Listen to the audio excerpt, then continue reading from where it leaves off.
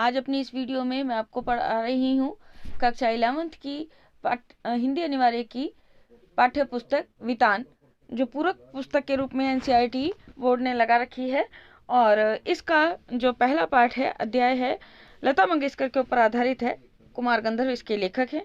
इस पाठ की मैं पूरी व्याख्या आपको अपने इस वीडियो में करवा रही हूँ। तो फ्रेंड्स, अगर आपको मेरा वीडियो पसंद आए तो प्लीज़ लाइक, कमेंट और शेयर करना ना भूलें। चैनल को भी सब्सक्राइब करना ना भूलें ताकि मेरे आने वाली वीडियो आपको समय समय पर मिल सकें। हम प्रारंभ करते हैं अध्याय को पढ़ना। भारतीय गायिकाओं में बेजोड़ लता मंगेशकर, जिसके रचयिता हैं कुमार गंधर्व। बरसों पहले की बात है, मैं बीमार था। उस बीमारी में एक दिन मैंने सहज ही रेडियो लगाया और अचानक एक अद्वितीय स्वर मेरे कानों में पड़ा। स्वर सुनते ही मैंने अनुभव किया कि यह स्वर कुछ विशेष है, रोज का नहीं। यह स्वर सीधे मेरे कलेजे से जा भिड़ा। मैं तो हैरान हो गया।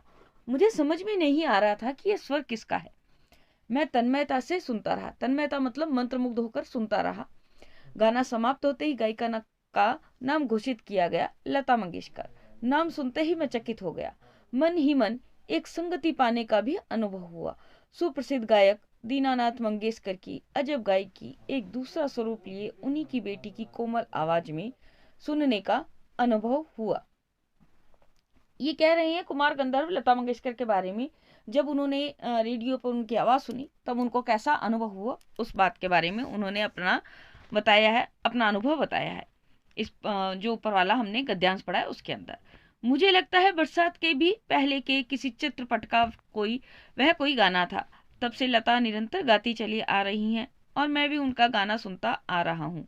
लता के पहले प्रसिद्ध गायिका नूरजहां का चित्रपट संगीत में अपना जमाना था, परंतु उसी क्षेत्र में बाद में आई हुई लता उससे कहीं आगे निकल गई। कला के क्षेत्र में ऐसे चमत्कार कभी कभी दिख पड़ते हैं। जैसे प्रसिद्ध सितारिये विलायत खां अपने सितार वादक पिता की तुलना में बहुत ही आगे चले गए। मेरा स्पष्ट मत है कि भारतीय गायिकाओं में लता के जोड़ की गायिका हुई ही नहीं। लता के कारण चित्रपट संगीत को विलक्षण लोकप्रियता प्राप्त हुई है। यही नहीं, लोगों का शास्त्रीय संगीत की ओर देखने का दृष्टिकोण भी एकदम बदला है। छोटी बात कहूंगा, पहले भी घर घर छोटे बच्चे गाया करते थे, पर उस गाने में और आजकल घरों में सुनाई देने वाले बच्चों के गानों में बड़ा अंतर हो गया है। आजकल के नन्हे मुन्ने भी सुर में गुनगुनाते हैं। क्या लता इस जादू का कारण नहीं है? कोकिला का स्वर निरंतर कानों में पड़ने लगे तो कोई भी सुनने वाला उसका अनुकरण करने का प्रयत्न करेगा। अनुकरण मतलब उसके पद चिन्हों पे चलने का प्रयत्न करेगा। ये स्वाभाविक ही है। चित्रपट संगीत के कारण सुंदर स्वर मालिकाएं लोगों के कानों पर पड़ रही हैं। स्वर मालिकाएं मतलब होता है संगीत के सुर। संगीत के विविध प्रकारों से उनका परिचय हो रहा है, उनका स्वर ज्ञान बढ़ रहा है। सुरीलापन क्या है, इसकी समझ भी उन्हें होती जा रही है। तरह तरह की लय के प्रकार भी उन्हें सुनाई पड़ने लगे हैं और आकार युक्त लय के साथ उनकी जान पहचान होती जा रही है। साधारण प्रकार के लोगों को भी उसकी सूक्ष्मता समझ में आने लगी है। इन सब का श्रेय लता को ही है। इस प्रकार उसने नई पीढ़ी के संगीत को संस्कारित किया है और सामान्य मनुष्य में संगीत विषयक अभिरुचि पैदा करने में बड़ा हाथ बटाया है। संगीत की लोकप्रियता, उसका प्रसार और अभिरुचि के विकास का श्रेय लता को ही देना पड़ेगा। सामान्य श्रोता को अगर आज लता की ध्वनि मुद्रिका और शास्त्रीय गायकी की ध्वनि मुद्रिका सुनाई जाए तो वह लता की ध्वनि मुद्रिका ही पसंद करेगा। गाना कौन से राग में गाया गया और ताल कौन सा था, यह शास्त्रीय ब्यौरा इस आदमी को सहसा मालूम नहीं रहता। उसे इससे कोई मतलब नहीं कि राग मालकोस था या राग ताल त्रिताल। उसे तो चाहिए वह मिठास जो उसे मस्त कर दे, जिसका वह अनुभव कर सके। और यह स्वाभाविक ही है, क्योंकि जिस प्रकार मनुष्यता हो तो वह मनुष्य है, वैसे ही गानपन हो तो वह संगीत है। गानपन, लेखक ने कहा है, गानपन वो तत्व जो संगीत को सुनने में हमेशा स्वाभाविक होना चाहिए और जो सुनने वाले को मदमस्त कर दे, ऐसा तत्व होता है गानपन। हो तो वह संगीत है। और लता का कोई भी गाना लीजिए तो उसमें 100% वह गानपन मौजूद मिलेगा। लता की लोकप्रियता का मुख्य मर्म यह गानपन ही है। लता के गाने की एक और विशेषता है उसके स्वरों की निर्मलता। उसके पहले की पार्श्व गायिका नूरजहां भी एक अच्छी गायिका थी, इसमें संदेह नहीं। तथापि उसके गाने में एक मादक उत्तान दिखता था। लता के स्वरों में कोमलता और मुग्धता है, ये देखिए 2-3 लाइनें हैं, ये इसमें नूरजहां और लता के जो संगीत में अंतर बताया गया है। लता के स्वरों में कोमलता और मुग्धता है। ऐसा दिखता है कि लता का जीवन की ओर देखने का जो दृष्टिकोण है वह उसके गायन की निर्मलता में झलक रहा है। हाँ, संगीत दिग्दर्शकों ने उसके स्वर की इस निर्मलता का जितना उपयोग कर लेना चाहिए था उतना नहीं किया। मैं स्वयं संगीत दिग्दर्शक होता तो लता को बहुत जटिल काम देता, ऐसे कहे बिना नहीं रहा जाता। लता के गाने की एक और विशेषता है उसका नादमय उच्चार।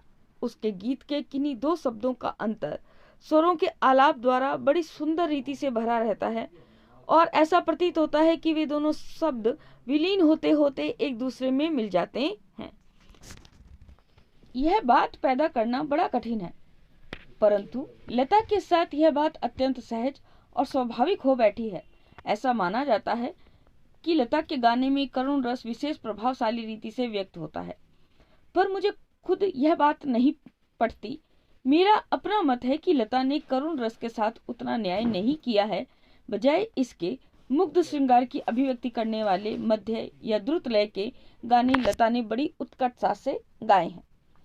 मेरी दृष्टि से उसके गायन में एक और कमी है, तथापि यह कहना कठिन होगा कि इसमें लता का दोष कितना है और संगीत दिग्दर्शकों का दोष कितना। लता का गाना सामान्यतः ऊंची पट्टी में रहता है। ऊंची पट्टी मतलब तार सप्तक, लय की, ताल की जो सबसे ऊंची स्वर लहरी होती है उसमें ऊंची पट्टी में रहता है। गाने में संगीत दिग्दर्शक उसे अधिकाधिक ऊंची पट्टी में गवाते हैं और उसे अकारण ही चिल्वाते हैं। एक प्रश्न उपस्थित किया जाता है कि शास्त्रीय संगीत में लता का स्थान कौन सा है। मेरे मत से यह प्रश्न खुद ही प्रयोजनहीन है।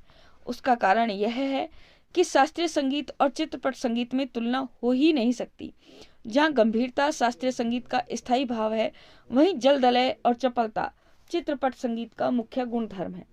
चित्रपट संगीत का ताल प्राथमिक अवस्था का ताल होता है, जबकि शास्त्रीय संगीत में ताल अपने परिष्कृत रूप में पाया जाता है। चित्रपट संगीत में आधे तालों का उपयोग किया जाता है। उसकी लयकारी बिल्कुल अलग होती है, आसान होती है। यहाँ गीत और आघात को ज्यादा महत्व दिया जाता है, सुलभता और लोच को अग्र स्थान दिया जाता है। तथापि चित्रपट संगीत गाने वाले को शास्त्रीय संगीत की उत्तम जानकारी होना आवश्यक है और वह लता के पास निसंशय है। 3-3.5 मिनट के गाए हुए चित्रपट के किसी गाने का और एकाध खानदानी शास्त्रीय गायक की 3-3.5 घंटे की महफिल, इन दोनों का कलात्मक और आनंदात्मक मूल्य एक ही है, ऐसा मैं मानता हूँ। किसी उत्तम लेखक का कोई विस्तृत लेख जीवन के रहस्य का विशद रूप में वर्णन करता है तो वही रहस्य छोटे से सुभाषित का या नन्ही सी कहावत में सुंदरता और परिपूर्णता से प्रकट हुआ भी दृष्टिगोचर होता है। उसी प्रकार 3 घंटों की रंगदार महफिल का सारा रस लता की 3 मिनट की ध्वनि मुद्रिका में आस्वादित किया जा सकता है। उसका एक एक गाना एक संपूर्ण कलाकृति होता है। स्वर, लय, शब्दार्थ का वहाँ त्रिवेणी संगम होता है और महफिल की बेहोशी उसमें समाई रहती है। वैसे देखा जाए तो शास्त्रीय संगीत क्या और चित्रपट संगीत क्या, अंत में रसिक को आनंद देने की सामर्थ्य किस गाने में कितना है, इस पर उसका महत्व ठहराना उचित है। मैं तो कहूँगा कि शास्त्रीय संगीत भी रंजक ना हो तो बिल्कुल ही नीरस ठहरेगा, अनाकर्षक प्रतीत होगा और उसमें कुछ कमी सी प्रतीत होगी। गाने में जो गानपन प्राप्त होता है वह केवल शास्त्रीय बैठक के पक्केपन की वजह से, ताल सुर के निर्दोष ज्ञान के कारण नहीं। गाने की सारी मिठास, सारी ताकत उसकी रसिकता पर मुख्य अवलंबित रहती है और रंजकता का मर्म रसिक वर्ग के समक्ष कैसे प्रस्तुत किया जाए, किस रीति से उसकी बैठक बिठाई जाए और श्रोताओं से कैसे सुसंवाद साधा जाए, इसमें समाविष्ट है। किसी मनुष्य का अस्थि पंजर और एक प्रतिभाशाली कलाकार द्वारा उसी मनुष्य का तैलचित्र, इन दोनों में जो अंतर होगा वही गायन के शास्त्रीय गायन और उसी स्वरों और उसकी स्वरों द्वारा की गई सुसंगत अभिव्यक्ति में होगा। तेल चित्र होता है जिसमें तेल जो चित्र है, चित्र को बनाने में तेलीय रंगों का उपयोग किया गया हो, उसे कहते हैं तैल चित्र। संगीत के क्षेत्र में लता का स्थान अव्वल दर्जे के खानदानी गायक के समान ही मानना पड़ेगा।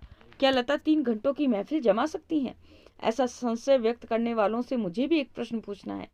क्या कोई पहली श्रेणी का गायक 3 मिनट की अवधि में चित्रपट का कोई गाना उसकी इतनी कुशलता और रसोत्कटता से गा सकेगा? नहीं, यह उस प्रश्न का उत्तर उन्हें देना पड़ेगा। खानदानी गवैयों का ऐसा भी दावा है कि चित्रपट संगीत के कारण लोगों की अभिरुचि बिगड़ गई है। चित्रपट संगीत ने लोगों के कान बिगाड़ दिए हैं, ऐसा आरोप लगाया जाता है।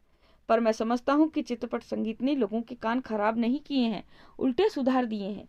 ये विचार पहले ही व्यक्त किए हैं और उनकी पुनरुक्ति नहीं करूंगा। पुनरुक्ति मतलब वापस नहीं दोहराऊंगा। सच बात तो यह है कि हमारे शास्त्रीय गायक बड़ी आत्मसंतुष्ट वृत्ति के हैं। संगीत के क्षेत्र में उन्होंने अपनी हुक्मशाही स्थापित कर रखी है। शास्त्र शुद्धता के कर्म कांड को उन्होंने आवश्यकता से अधिक महत्व दे रखा है। मगर चित्रपट संगीत द्वारा लोगों की अभिजात्य संगीत से जान पहचान होने लगी है। उनकी चिकित्सक और चौकस वृत्ति अब बढ़ती जा रही है। केवल शास्त्र शुद्ध और नीरस गाना उन्हें नहीं चाहिए, उन्हें तो सुरीला और भावपूर्ण गाना चाहिए। और यह क्रांति चित्रपट संगीत की ही लाया है।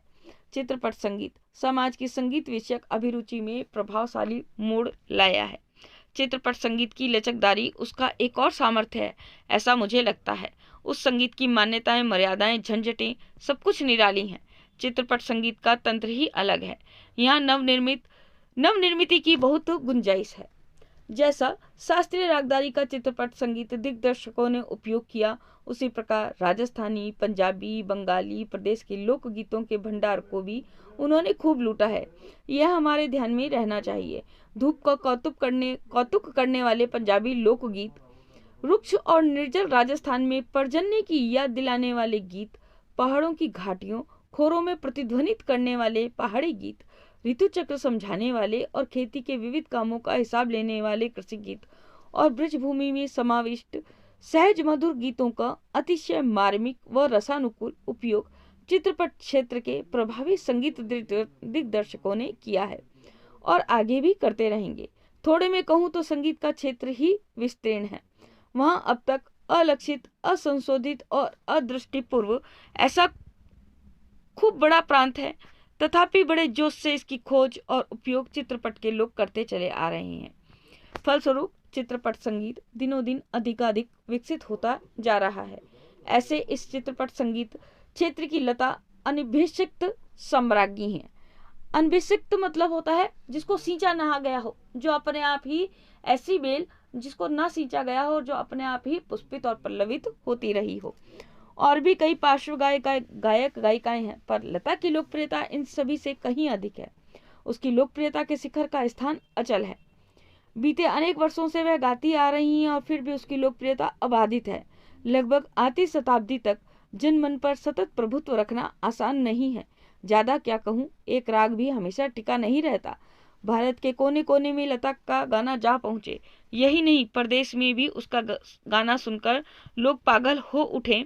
यह क्या चमत्कार नहीं है, और यह चमत्कार हम प्रत्यक्ष देख रहे हैं। ऐसा कलाकार शताब्दियों में शायद एक ही पैदा होता है। ऐसा कलाकार आज हम सभी के बीच है। उसे अपनी आंखों के सामने घूमता फिरता देख पा रही हैं। कितना बड़ा है हमारा भाग्य। तो आज हमने पढ़ी है कुमार गंधर्व द्वारा रचित लता मंगेशकर पर ये रचना कि उनका गायन कैसा है, संगीत दिग्दर्शकों ने उनके साथ में कैसा व्यवहार किया या उनके साथ में कैसा गाना गवाया जो उनकी अपेक्षा से उच्च था। ये पूरी की पूरी जानकारी हमें इसके अंदर मिली है। चित्रपट संगीत और शास्त्रीय संगीत में क्या मूलभूत अंतर है और कौन सा संगीत अच्छा है और कौन सा संगीत बुरा, इसके भी कुमार गंधर्व ने अपने इस जो निबंध है, लता के ऊपर लेख है, इसके अंदर इन्होंने इनकी जानकारी दी है। तो फ्रेंड्स, अगर आपको मेरा वीडियो पसंद आए तो प्लीज़ लाइक, कमेंट और शेयर करना बिल्कुल भी ना भूलें। चैनल को भी सब्सक्राइब करना ना भूलें ताकि मेरे आने वाले वीडियो आपको समय समय पर मिल सकें। आज के लिए धन्यवाद। नमस्कार।